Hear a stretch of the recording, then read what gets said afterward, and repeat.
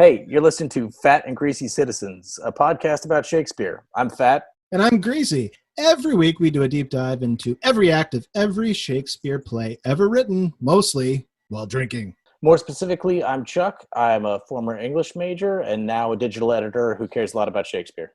And I'm Gabe. Let's do it! In this episode, Taming of the Shrew, Act II. Got it. All right, sweet. What are you drinking? Today, I went to CVS. So the beer selection was not as great as maybe, say, any other store. So I got Modelo, which is a good summer. That'll do. It was pretty hot, so the beer and the weather. I am drinking Bell's Pale Ale, which I didn't know existed. So it's good. Oh yeah, anything about Bell's? Yeah, it's called. Is it different from the Official? Two Hearted? Oh, sorry, the bridge is getting in the way, but it's called. Ooh, Official. It doesn't. I've never seen that superimposed upon it, but. It's not from San Francisco, but it really wants you to think that it's from there. I've never seen that one. Soul of San Francisco. It's pretty good. All right. So we're doing Act 2 of Taming of the Shrew. Act 2, which is, I love an act that is self-contained, that isn't Just broken one into scene. other scenes. Yeah, Just I one love that scene, stuff. and one scene that could be shorter because just a bunch of lame wads talking at the end, but we'll leave that for the end. What I appreciate about this is that it's just really horny right out of the gate. Yeah. Just Oh, you mean enter Catherine and Bianca, her hands bound? That's the first stage direction of the entire act. Listen. I haven't given you guys any stage direction. But to be clear, I want a hot young thing on a leash, led by his sister. Honestly, like if you were an actor at the time, you must have been like, "What the fuck?" Well, I was thinking like if you're gonna figure out a way to like justify Christopher Sly, this would be a good time to just give him like a really solid Kramer from Seinfeld double take. Just like, wow. Yeah, it does. It starts at 100. It really does. It starts at 100, and Bianca, who has had almost no lines to date, is trying to talk her way out of being tied up. And she's like, "Listen, just help me out here. I'll do whatever you want, including stripping down to my underwear. Just What do you need?" like for no reason. Like, we both know where this is going, sister. So even if you untie me, I'll still get into my underwear. And it's like, you know, what I like about it is that at first, I think my frame of reference for the kind of the prototype proto-feminist character is Beatrice from Much Ado. Yeah, and immediately in this act, we've gone way beyond Beatrice. It's not like Catherine is not a feminist character. She's abusive. She's physically abusive. There's one thing to say that she's strong-willed, but she's not strong-willed. She's evil. She's really hard. This is like some sadomasochistic stuff going on. And again, like the only way I can wrap my head around it is that like Catherine or Kate has like a modern sensibility, but she actually loves her sister. So she's just like, I am going to beat you until you like understand you're being an idiot. Yeah. Just like, because makes sense. And to be fair, from a modern point of view, like Bianca is like, you can see why Kate gets so frustrated because she's just like, so do you like either of these guys? And Bianca's just like, oh, I've never liked any single man any more than any other man. What are you? Do you have any free will? Do you have any desires? And she's just like, no, I just no. I'm just very mild. I just enjoy being mild. But what I like about it though is that Catherine has kind of made up in her mind that, well, these are the choices. Yeah. You like one of these guys, right? It's like if you got like a Halloween mixed bag of candy and you're like, well, you like one of these, right? And it's like, actually, I don't like any of the Mars family. And you're like, pick something. One thing, pick it. You're like, I don't like that. It's Mounds or Almond Joy. You must love one of these. No, they're just These are your choices. These are the false choices that Big Candy tries to push on us. But in fact, I do not want either Mounds or Almond Joy. Just take anything.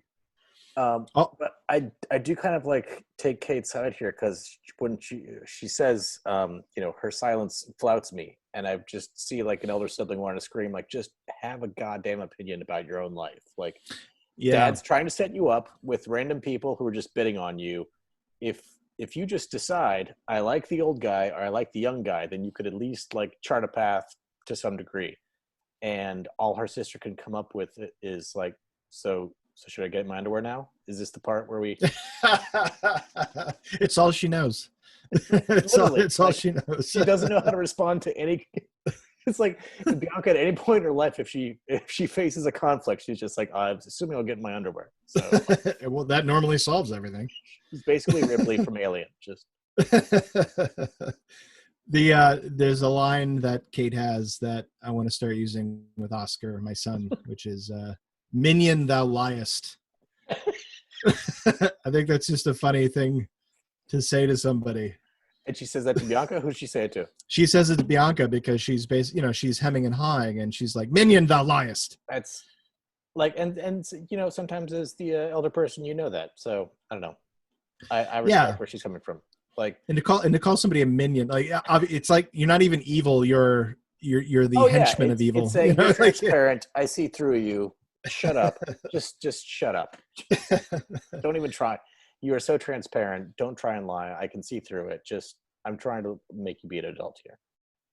And it's like, as you say, like the sort of like, I feel like this whole scene, especially when Petruchio comes in later, like there's that fence walking of like, we're about to get super dirty here is always there. Like, I don't know if I can't think of any other Shakespearean scene where it's so at the forefront, just physical, like I'm going to strip to my panties and there's a bunch of dick jokes later, It literally, it's like in Monty Python, The Holy Grail, where the guy gets stuck in the castle without the ladies. And they're just like, would you spank me? Would you spank me too? It's like, what? A spanking. It makes no goddamn sense. I could stay for a bit longer. A little bit of Scottish in there. I love how also, like, as this stuff is going on with his daughters, I love how incredulous Baptista is. He's like, what, in my sight? He says, what, you're doing this in front of me? It's like, yeah, stupid. Kate gives zero fucks, and you know that. And in fact, you probably caused this. Like, I can never I think throughout this play, I have no idea what Baptista's goals are, if he has any, because he's just like, exactly like, what, in my sight? Like, if you're gonna have the naked tickle fight, do it. And also, it's like, you walked in, dude. Like, you walked in, you brought Petruchio, who's an obvious sleazebag, and just like, I don't know, like, it doesn't add up to... That's a really good point, that he walks in. It's like going, walking into the bathroom, like, what, peeing in front of me? It smells like yeah, man, it's here. The bathroom. It's like, it didn't knock. This is the bathroom. You didn't say, what were you expecting? You didn't say, are you decent? And also, like, at first reading, Kate does rip into him as soon as he walks in, but if you assume that Kate has everyone's number, then it's just kind of like, okay, well, that makes sense. Like, your dad's a moron, and if you were suspicious that he might try and sell you off to an abusive husband, you're right. So whatever crap she gives Baptista, I give her a pretty long leash on. But what's interesting is that Baptista, there is the idea that Baptista has her number in a way, because once Kate assumes that there's favoritism in any way, she gets very sad very quick. Like, it's like, I think it's most likely an ongoing thing between she and her father, where it's like, you clearly love Bianca more. Well, there's this interesting thing where with Kate's name in this, in that Baptista refers to her as Katharina. She knows that people talk about her behind her back, calling her Katharina, but she likes to go by Kate. and so Petruchio calls her Kate to her face and whatnot. But I feel like this is a stretch, but I think the fact that Baptista like continually refers to her as Katerina is like a good way to say like, oh yeah, he's among the group that talks shit about her all the time. Like, and I think that's pretty clear because like as soon as Petruchio comes in, he's like, yeah, I don't know. like Baptista's first response is like, oh, you don't want my daughter. Like she's not for you. Also, like assuming Petruchio comes in looking like a complete dirtbag, like Baptista, Baptista's still just like, oh man, no, she's not. She's no good. You're too good. You're way too good for my daughter. Like he really doesn't like. I think I wrote down this. He doesn't help his own cause, right? It's almost like bros before hoes, even if like father and daughter. It's like, yeah, look, man. You and I, we're cool. We're cool guys. I wouldn't give my daughter to anybody. You know, like I'm not. The only thing, speaking as another guy. If you wanted to, you could give him credit for Petruchio walks in and says, "You have a daughter, fair and virtuous," and Baptista could like sniff him out right away and be like, "I've got a daughter, but you're obviously like a scam artist." So, but I agree. Like that's the easiest reading is what you just said. Is that it's just like, oh man, she's always talking and hitting people with instruments and whatnot. Like, and it's probably never happened before either. For, you know, like nobody's ever come in talking about Kate. Well, yeah. In this universe, everyone's just like, oh gosh, she has a wicked tongue. That's just the worst thing imaginable. And just the idea of anybody saying, hey, I heard you have a daughter named Kate. I would imagine that in the beginning, Baptista's kind of like, yeah. You know, like there's no, like he can't even process it. So the exact back and forth is Petruchio says, hey, don't you have a daughter, Katerina, fair and virtuous? And Baptista says, I have a daughter, sir, called Katerina. And Gremio, the old guy, is like, you are too blunt. Like, as if to even have called Kate virtuous is just like, look, you're being an asshole. Like, there's no need to mock her that roundly to ever pretend that this woman is appealing in any way. Well, I love the idea that Petruchio has no, he's got no sense of strategy. Like it's just like, let's get this done. Yeah. You have a daughter. I have a need of a daughter to marry. Let's do this. A bag of money. He's the Leroy Jenkins. So. He's the Leroy Jenkins of Shakespeare.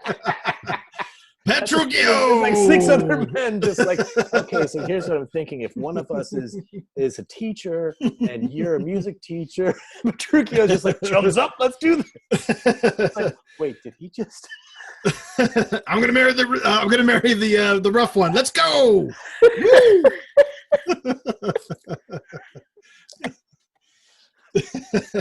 Okay, that's okay. I actually like the best way to do Act 2 would be World of Warcraft or whatever that game is. Just have little avatars over. They're just outside talking.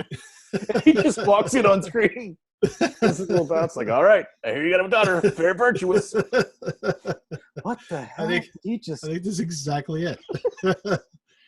And it's, you know, it's funny, all the people talking, like reading the stage directions of all the suitors is like, as much as I complained about it in the last act, I think it is pretty genius. Like you read it and it's just a bunch of dudes with unwieldy similar names. Yeah. And that had to be very funny at the time. You know, you've got Grumio and Gremio, and you've got Horentio and Lucentio. Like it's too, it reminds me of French farces that come out, maybe 100, 200 years after this. It reminds me of like American Pie, where like as a suburban kid, those 5 dudes seem like 5 different types, but I figure like if someone didn't have my exact experience, they'd just be like, why isn't this one character? This seems like 5 flavor of suburban white kid. We're like, no, he's a little bit jockish. He's a little bit weird. He's a little bit shy. This guy's confident. See, they're totally different characters. But I think that's a really good point. In fact, I would love to see a production of this where all of the suitors are basically the same guy, but like with slight variations. You know, like Yeah. the Care Bears, like they're all like the Care Bears, but they've got different shirts on or something. Well, Gremio, like the only way to establish a character is for everyone to keep yelling at him, "You're old!" As an old person, listen up, oldie. Well, you would think that being old, like, because What there is it? is no there there. Graybeard. He's called Graybeard at one point. Yeah, it really is rich and old. Yeah. He's rich and old, and actually, and like his closing case to Baptiste, he's like, "Look, man, I could die at any time, and she'd be set. I'm your guy. Yeah. I'm your horse to bet on. Yeah, Look at me." and that's a really, it's like that's all he has. Like, It's like, he's like, I'm rich. I might be dead soon. come on, go get. I think I'm the clear choice here. You know which way to go here. I also love the fact that Petruchio, Petruchio's the line. Petruchio is my name, son of Antonio, and I love the idea of just first names being like. As soon as I read it, I was like, oh, Antonio. Like, of course. like the idea that like, there's only one famous Antonio in Italy. Like, Also, with just like such an obvious bullshit artist to just be like, is that Antonio P. Rich guy? Is that Antonio P. Sleazeball murderer? Antonio Bag of Donuts. I do like the thing that I like about Petruchio's character is that he's a scumbag and I want him to die, but at least as a villain, like he's having fun with it, and just watching him like break down Gremio or anyone else. Like Gremio's trying to talk here, and Petruchio, like, he knocks him out of like iambic pentameter into like blank verse. Like Gremio like can't talk in decent that's ways. a good point. Yeah. And like anyone who tries to like assert their reality around Petruchio, again, like he's evil, but he's having fun while being evil, and like no one can dent his completely bullshitted sense of reality. And he just says like, oh, this is what I'm going to make reality, and this is what I'm going to do about it. And everyone tries to say, he like, sets up the whole scene like that, saying like, I'm believe me, I'm going to steamroll her, and I'm going to steamroll everybody. Like he is very much like he could exist now as like a as like a public image guy, like, you know, like he could easily easily be the spin doctor for like a, you know, a politician right now, you know. The most horrifying thing that occurred to me reading the play is that he reminds me of the president of the United States saying about women. He's like, what the president said is, I find if you treat them like shit, you get a better result. Like, yeah, that's Petruchio. Yeah, that's just like, oh, what a and timeless... he kind of says watch, and then he does it. Yeah. And it's like oh, okay. He proves his point in the scene, you know, by just, he's unrelenting. Like it doesn't, as soon as Kate comes out, and even I like it when a character, I do like it in Shakespeare because it happens often where a character says, this is what I'm going to do. like Iago in Othello is like that a lot, where he's like, look, this is what I'm about to do. Yeah. And then he does it and it works perfectly. And you're like, wow, okay. From like a consistency point of view, I'm looking at the book right now, and I do like that for about for my big pages here, like for a page and a half, he's just knocking down men who are trying to say like, oh, this isn't going to work. And he's just like, shut up. This is my reality. I'm going to make it work. And they're like, no, you should try it. And he's just like, just shut up. And then they try and think about how they might get closer to Bianca. And he's just like, just shut up. I know what I'm going to do. Baptista, you're rich. I want your money. And he just asserts, and he doesn't ask Baptista. He just asserts like, so to be clear, if I marry her, what's my dowry? And then since he answers that question later on, he just goes to Kate and he says, listen, me and your dad have already agreed. And like, yeah. And he even says the wedding Sunday. Yeah. he's like, your dad's in. Yeah. Yeah, it's very bold. To go to someone's father and be like, so what am I getting if I marry your daughter? And like, that's the thing about like Baptista not being you'd either have to like make him, you have to come up with a complex way to make that character work, or he's just like absolutely putty. in Petruchio's hands, because like you could have him be shocked and then like respond to it, but it's just like it's absurd that he goes to him and it's like, so seriously though, what's the dowry? Like your daughter is a cow to me, and I want to know like how much milk a day can I get out of her? Yeah. And it's because I think that Baptista definitely tips his hand earlier on when he's like, you don't want her. I think that when Petruchio's like, no, look, this is going to happen. I think that Baptista, at least in this scene, is kind of shows that it's kind of a dirtbag too. The whole play centers on this idea that he can't move on with Bianca until Kate is married. So like when it's actually a real possibility, I think Baptista folds pretty quickly. He's like, okay, yeah, it's this and this. Yeah, it's almost like Petruchio walks on screen and like sizes up that like Baptista regrets making this this bargain that he has to marry off Kate first, and he's just like, oh, I'm gonna solve this guy's problem, because he breaks him down in like 6 lines. He basically says, Senor Baptista, my business asketh haste, and every day I cannot come to woo. Listen, you knew my father well, and in him me, left solely heir to all lands and goods, which I have bettered rather than decreased. Again, like last act when he said, like, I've done all these things. He just says, like, listen, we're wasting time. Everything my dad's rich, but I made more money. No one asks him if that's true or not. And so he just, like, in 4 lines, just bullshits his way through and says, like, how much am I going to get? And then Baptista's just like, you get half. He's like, okay, great. Then I'm in. We're agreed. Sunday, where is she? Where's the shrew? Yeah. It happens so quickly, and and he calls him father like 10 lines later. He's like, great, so dad, like, oh yeah, especially he hasn't met her yet, and he's like, so dad, I'm glad we agree. Can I meet, what's her name? Is it Kate? What? He calls her, he calls him father in front of Kate, I think, too. Oh yeah, where like Kate's like, wow, she says something, and he's like, father, look. Like, it is a funny moment where he's like, look, this is done. Like this whole deal has been decided. It's a great deal. You're gonna come out looking really smart. Everyone's gonna say, wow, that was a great deal. She's some shrew.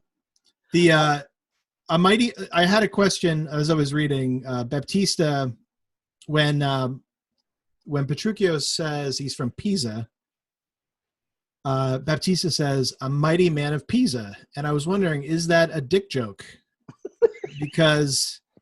And I looked it up because I was like, wait a second, how long's the Leaning Tower of Pisa been around?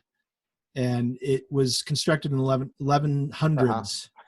So the Pisa would have been almost like 400 years old by the time this play came out. So it had to be leaning by then. Like yeah. I'm just curious. When in doubt, assume you could certainly like direct it with just like a nice hand gesture past your groin and make it come off really well. Oh, mighty man of Pisa. Pisa. Yeah. I mean, it has to be. Like, as I was reading it, it's like it's gotta be. Gotta be. And Petruchio says that, or Baptista says it? Baptista says it to Petruchio because Petruchio says he's from Pisa. And Baptista says, mighty man of Pisa. God, these people are disgusting. Well, I mean, like, we haven't even gotten into Petruchio's constant sexual barrage as soon as Kate walks in. Well, so I think this is a good kickoff because I feel like when he's trying to close the deal with Baptista around line 130, he has this really terrible metaphor. He's like, listen, it's going to work. If you got like a fireplace with a fire on 2 sides and they're burning one log, then like that log is just like not going to be there that long. So then like it won't work. And also, I like to get a little rough. I don't woo like a baby. And again, this is her father. So just like terrible attempt at poetry, and then just like, also, Pops, I'm gonna get rough with her, so it's gonna work. Like I'm just gonna. Yeah. It's actually, I wrote that line down too. Though little fire grows great with little wind, yet extreme gusts will blow out fire and all. This idea of like, I think he's saying like people have been going about Kate the wrong way. Like they're just making her angry. but believe me, I can steamroll over her, and the whole I will conquer this woman. You know. Yeah. To her dad, it's gross. It's 100% gross. I do like that after that. So like we established that Petruchio is just gross. And then after that, we have Hortensio walk on screen because he apparently tried to get away with a fingering joke to her. And Yes. and he just explains across 6 lines that she beat him with his own instrument and Yeah. called him 20 different names. Yeah. And you're just like, this is a woman. Like he walks in wearing his instrument. And like he can't even list them all. He lists 3 and then he's like, and 20 other names she called me. What a great stage direction too. Hortensio with his head broke. Yeah. And I wrote down a note that it's Kate's WWE loot session because she's like the Jeff Jarrett of Elizabethan England. She's just fucking bashing a guitar over people's heads. Like she's El Kabong. Just like, I love the idea of beating someone and chasing them around, just being like, you rascal, you fiddler, you're twangling jack. You're just like, son of a bitch, lady. I like the idea. I like the idea of beating somebody with the thing that they're trying to teach you. It's perfect because like it's someone else is asserting like, I'm the teacher. I'm going to see how this goes, and then being a little bit sleazy, and you're like, oh, but actually, it's like very close to I'm going to shove this up your ass. Like whenever someone tries to say like something high-minded, and you're like, I'm going to take that high-minded thing and shove it up your ass. Like, oh, well played. Turnabout is fair play. Touche, my friend. It's like chasing Gordon Ramsay with a bunch of sausages. Get out of here. Yeah, it's a pretty amazing. I'm sorry, I'm burping. Oh goodness. That's good. It's not. It's good. That's good podcasting. That's how they know it's legit.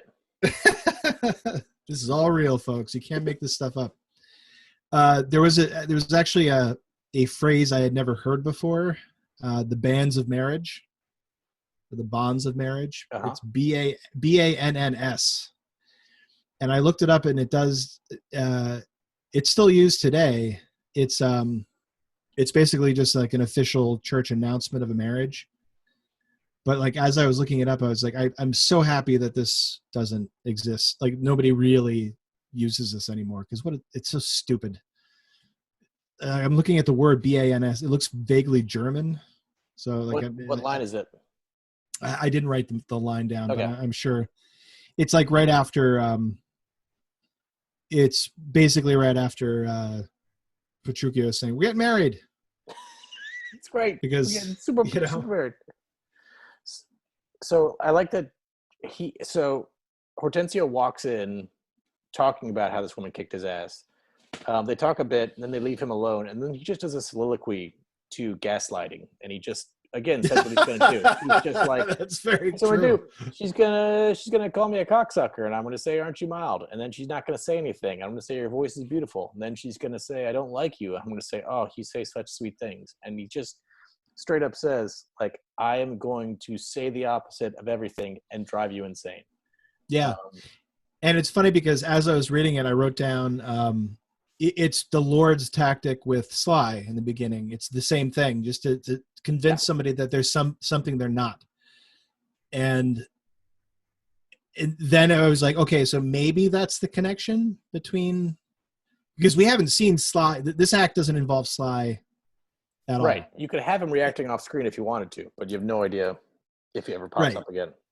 And like maybe this is the connection where, it's basically the similar thing, this gaslighting scenario, as you put it, this, trying to convince somebody that there's something they're not and basically ruining them, as a result. Or pretend that anything that is actually reality is not what it is. And so it's interesting that she walks in and he just says, hey, good morrow, Kate, for that's your name, I hear. And like, this is why I think you could do Baptista good at the beginning, because like that's an innocuous statement, but she's got him right there. And she's like, well, then no, if anyone told you my name is Kate, then that's bullshit. If they were talking behind my back, they would have said it's Catherine. You're hard of hearing. Fuck off, essentially. Fuck off is not in the original. That's me.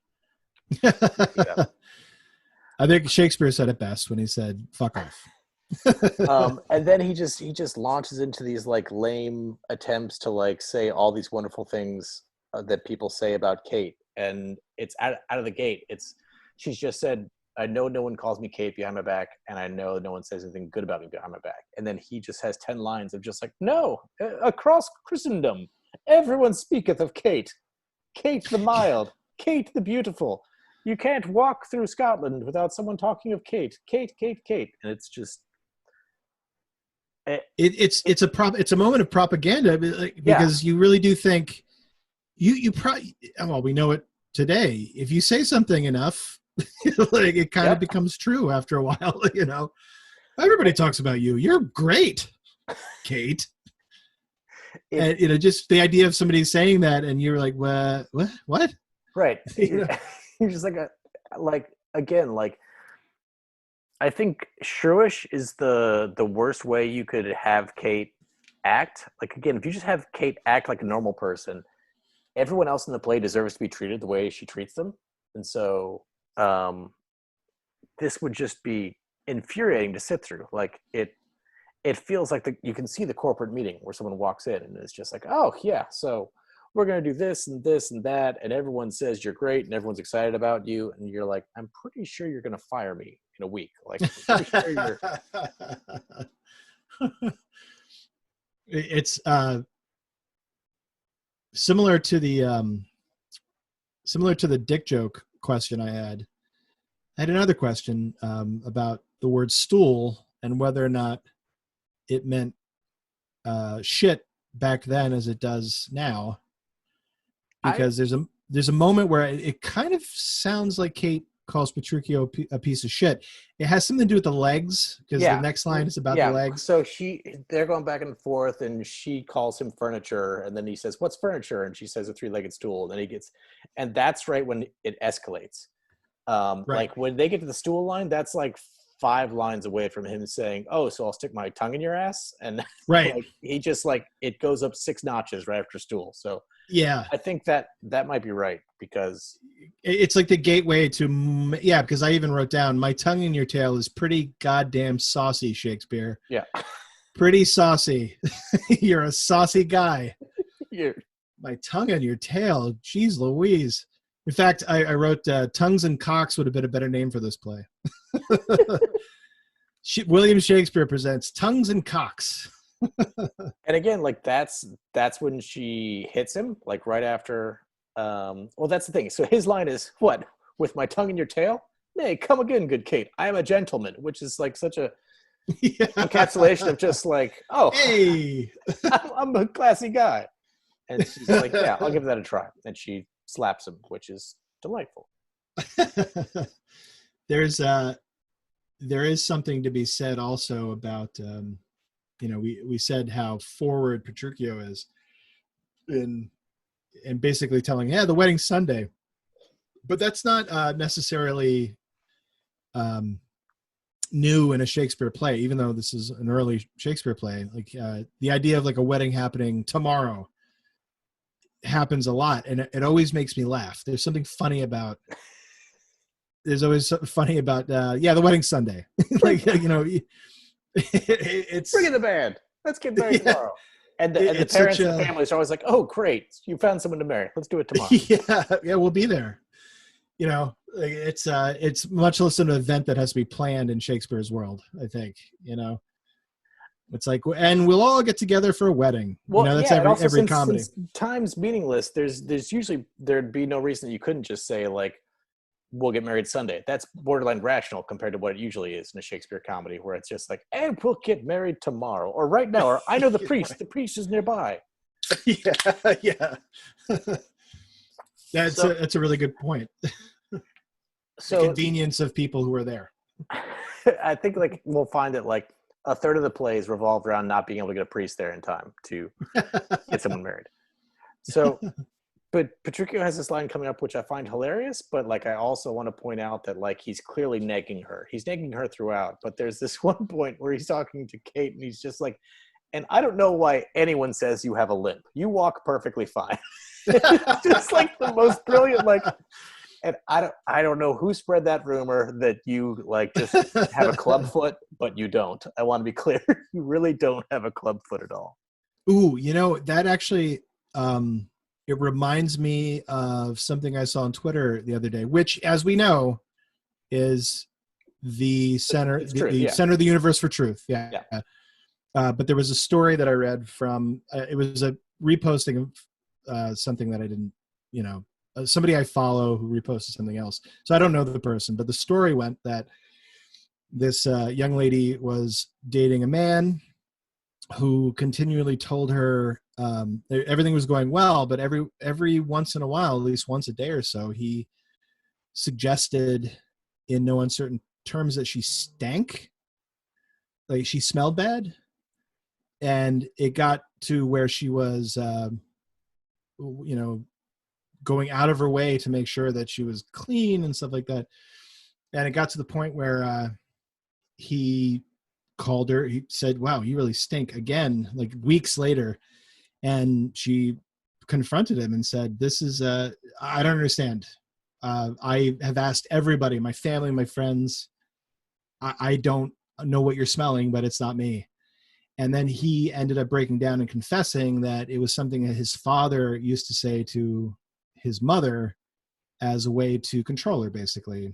A way to, he's something to the effect of, if you do that, your wife will never cheat and she'll always be clean, is the phrase, which is like, but I can see Petruchio, like I could see Petruchio, that's kind of what he's doing there, right? That idea, like, you're broken. Oh yeah, no, there's clearly at least 300 years of culture from Petruchio to where we are. And have repeated this to each other again and again, and be like, it's simple. Just drive her nuts. That's all you gotta do. Make her think she's fundamentally flawed, and she'll do whatever you want. And you're the owner of reality. And that's the key, right? The owner of reality. Like that's the, oh God, this is going to get too serious of a podcast. Well, that's the thing. It's like, you've got to, what I think is interesting about this is if you can still find any way to put it on and still have it be watchable, because there's no way to put it on right now and not make it utterly, like, I think Petruchio is still kind of like, I think the limp line lands for me right now because, like, we don't know that Kate's going to lose. And so in the second act, you're just like, all right, you're an asshole, but that's funny. Like, right. I would love to, of course, in a non-problematic place, to someone else, to a coworker, just be like, I don't know why everyone says that you walk with a limp. You really have a wonderful walk.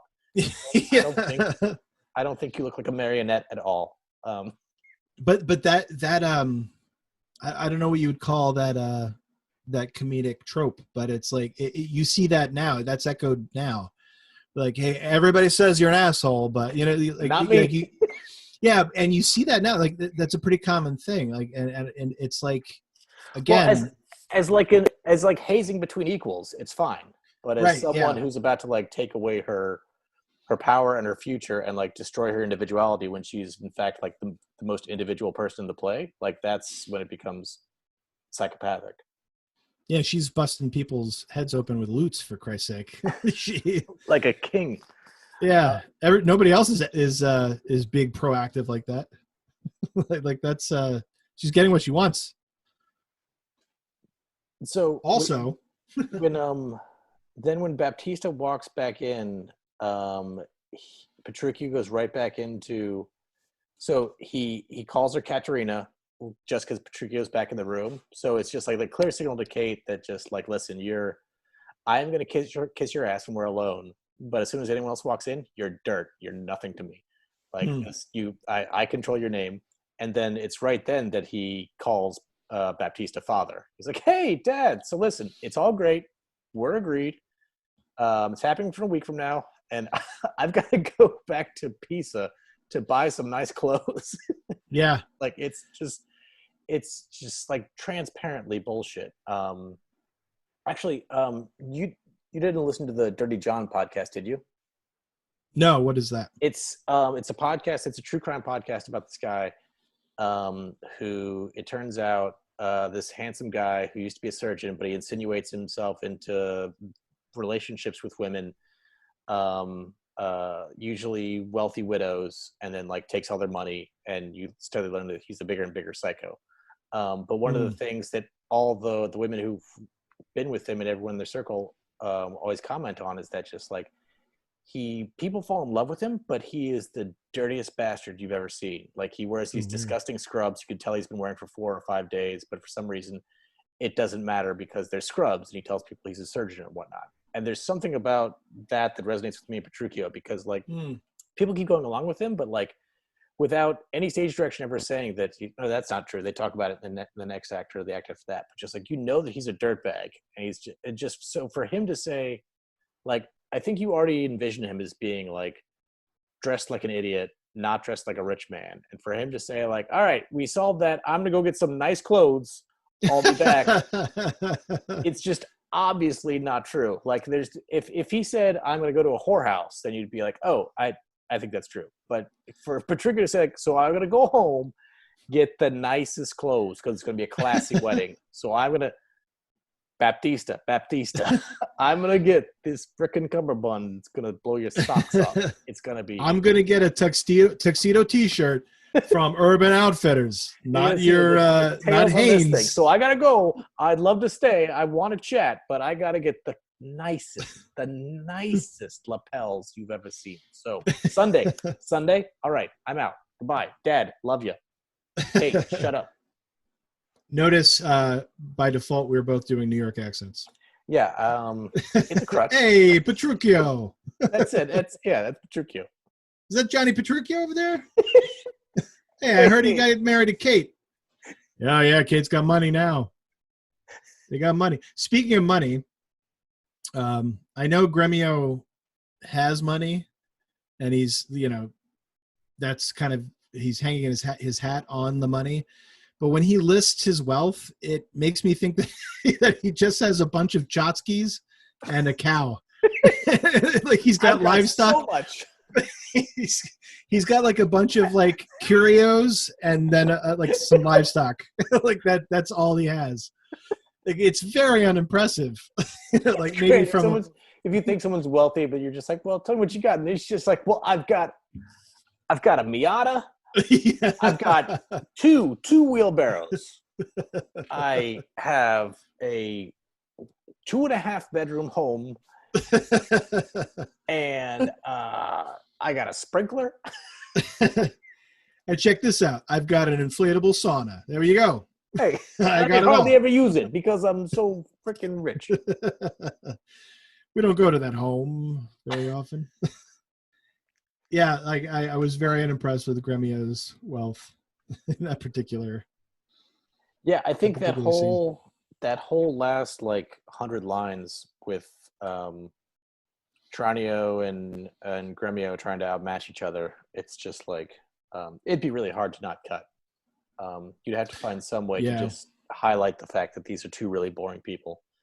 Well, and Tranio, if I'm not mistaken. Oh man, now I'm going back. Tranio is working for Lucentio? Yeah, he's working for Lucentio. He's acting like he's Lucentio. Right. In, even by Shakespearean standards, the most unnecessary identity switch. Yeah. It moves the plot ahead, not at all. Yeah, it doesn't, but it's funny because I think at the end of Act 1, Lucentio tells Tranio to get involved and overbid. Like, you got to throw your hat in the ring too, and I'll tell you later why. And Tranio, of course, goes full on out, basically betting the farm on Bianca. And it's interesting. I obviously it'll have some kind of plot relevance later, but like he's definitely playing the part. That's boring. I don't know why I said that. Well, it's just, again, like the only reason I would leave in that last part is because they're clearly bidding on Bianca like a piece of livestock. Mm-hmm. And if you know that the GIF, or you're wrestling fans, you might have actually seen the wrestling thing, but where Vince McMahon is like listening to a negotiation and he keeps nodding and getting excited until he basically orgasms. Yeah, Like yeah. that's you could just have Baptista be like that, going back to go back where he's like, well, I got Cal. Like my dad is Antonio. But just like it's a terrible scene. But if you had Baptista just like watching them both, if he was entertaining to watch as these two idiots went back and forth, then maybe you could salvage it. But you're wedded. There's only the only other note I had here was that I can't remember which character it is going as Cambio. yeah. And what's interesting is that as I was reading that, it's cambiar is the infinitive in Spanish meaning to change. Yep. And I wonder if I think it'd be very funny if Gremio played that as off the cuff. Like, this man here is, as he's looking at him, Cambio. You know, like he couldn't come up with anything else, so he just like said change. He changed. You know.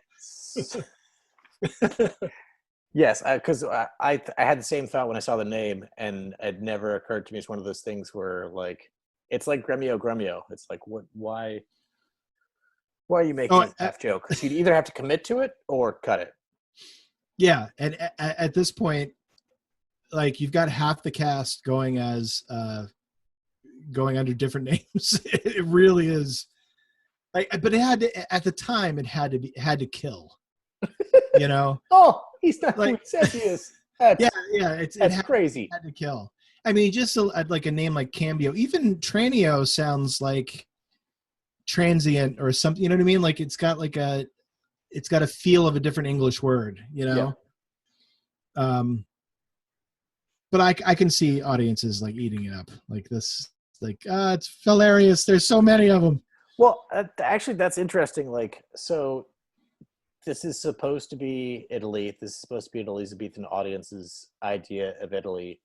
Obviously, she sometimes goes by Caterina, but what's it supposed to mean that like her actual identity is Kate? Good point. Is it that like English women are actually shrews, and we, the audience, like wish we could get a nice Italian woman like Bianca? Like, is Kate the embodiment of like, oh, fellas, these women here, they're trash. Boy, I wish I could get some of that Bianca action like those Italian guys have. Yeah, I wouldn't put it past Shakespeare because I'm thinking of one of his later plays, The Tempest. He has in there one of the clown characters. It's not Trinculo. It might be Stefano, one of the drunks, is talking about Caliban, the slave of Prospero. And he's basically saying like, oh, what a circus act this guy is. And he has this long, like 3 or 4 lines about saying like, back where I come from, this guy would be considered, this guy is handsome. Like, this guy is basically making fun of the English crowd in front of them, like he's got these. So I think Shakespeare absolutely 100% was like, you English women, boo. If only we could be in a foreign land where people were civil.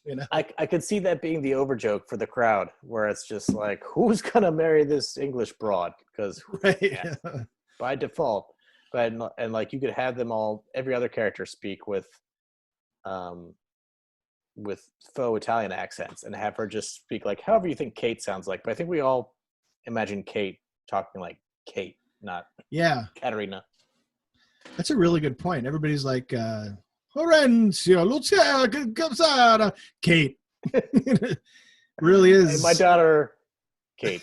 Kate. It's very blunt as Petruchio, perhaps. And then someone comes in and they're like, "Oh, I heard your name's Kate." And you're like, "No one calls me Kate. This is Italy. No one calls me Kate." So, like, I really like this act, but I feel like this is the last one, I think, where you can really have fun with like the jokes, because like Kate's about to lose all her agency and like it's about to get tragic. Yeah. And I don't know if the play thinks it's tragic, but like I'll be interested to see if I feel this way, but I feel like this is the last time I'll be like, you told her she has a limp. That's a good one. Like, good job there. Yeah, I think from a modern perspective, it's very hard to be amused from here on out. Like it does get very dark, and it's funny because the only production I've ever seen of this was a student production it was some of my students.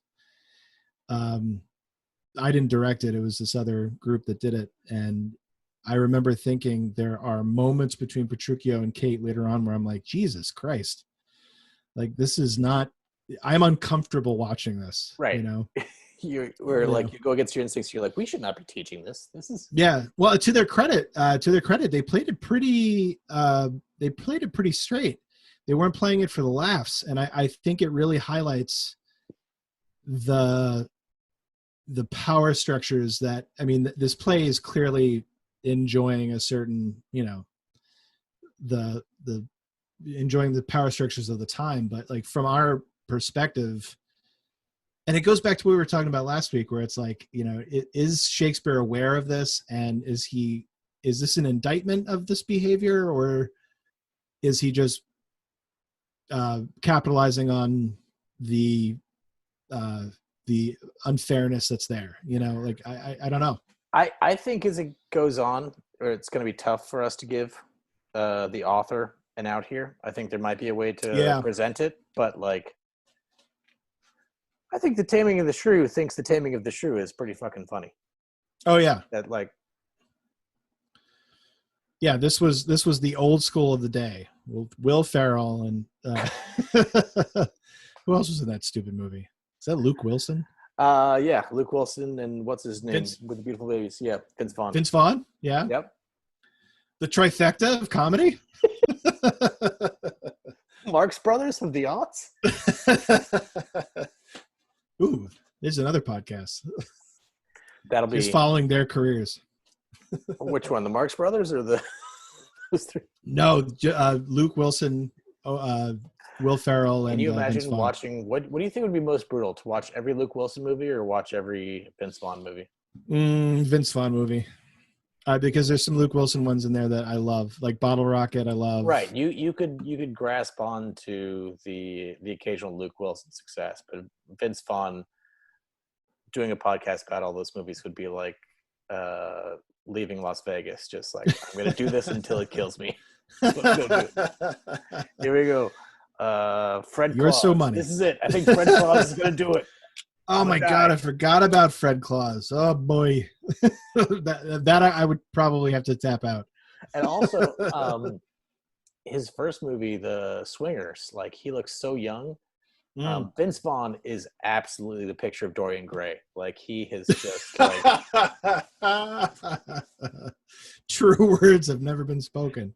He's had unlimited access to nutritionists and private exercise people, but no. I've chosen to ignore all of them, baby. Actually, it's probably a good reason that he was paired with Paul Giamatti in Fred Claus. I think they both ignored nutritionists for many years. After a little while, Vince Vaughn might look like Paul Giamatti eventually. Like, I can see you as brothers. Okay. He's just like a slightly stooped. They both have like googly, tired eyes. 5 more years they'll play twin brothers. This podcast has gone off the rails. Oh. Now after the podcast, I just want to Google a supercut of Paul Giamatti screaming in the I wanted to start with Amazing Spider-Man 2 and then go through all the other stuff. And just, I'm not drinking any Merlot, or whatever that line is from Sideways. All right, let's call it until Act 3. Wonderbar. Let's see what the I'm sure the climax. You know what's funny is that I was reading, not to continue the podcast after we've run out of steam, but I was reading something about how this Act 2 in this particular play is strangely placed in the sort of in the sort of the arc of the story, like a lot of the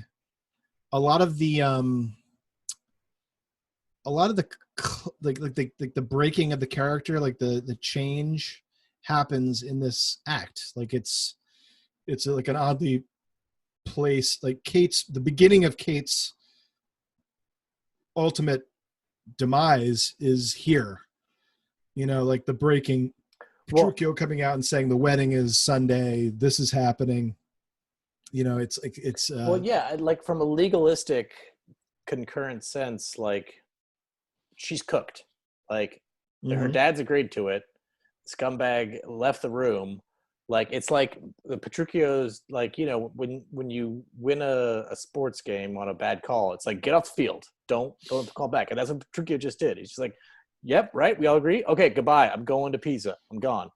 And so, like, yeah, if you want to do what you and I would like to imagine, which is do this as a play where you're sympathetic to Kate, then like it's already over. Like, yeah, this is like if in Act 1 of Revolutionary Road you knew things were only going to get worse. Like, oh yeah, I know exactly how this is all going to break down. Like, oh god, I haven't seen that movie in a long time.